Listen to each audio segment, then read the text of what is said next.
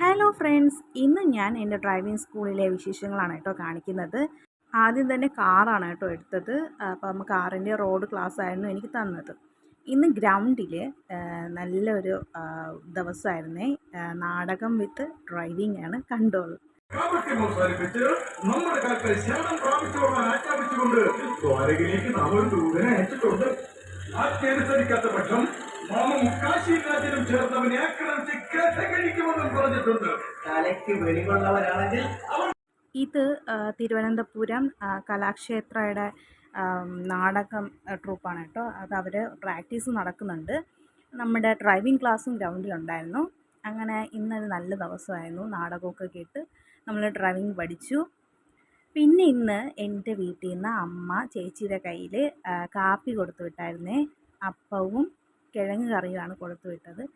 അങ്ങനെ ഒരു കാറിനകത്ത് കയറിയിരുന്നു, ഞാൻ അതങ്ങ് കഴിച്ചു.